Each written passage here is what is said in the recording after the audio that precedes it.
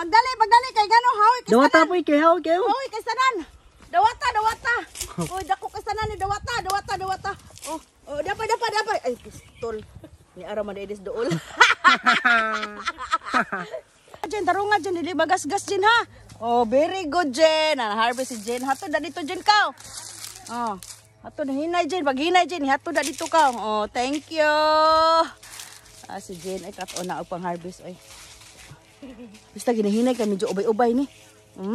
Thanks God.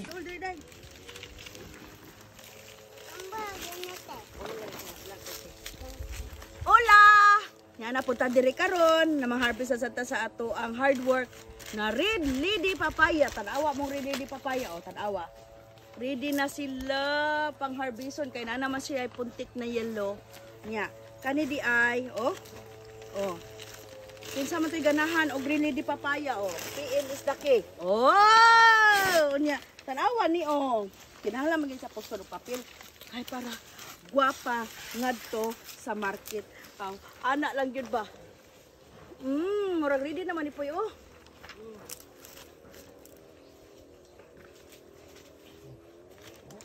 Hi, sa wakas in town. Mao ni ang atong bag-o na tinanom na red lady papaya. Si hello be. Hi. Hello. Nang harvest mi karon diri. Nya, mo di na siya. Mo di ni ang area na bag-o na mong gitanom. Mo ni siya bag-o na mong gitanom unya. Karon kay nihatag naman gid taon siya grasya. Uy.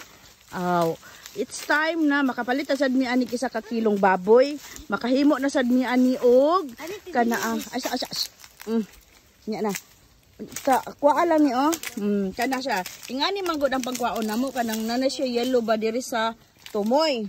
Sa ing lubot-lubot ba nana yellow. Na. Dai princess kadiot dai. Onya.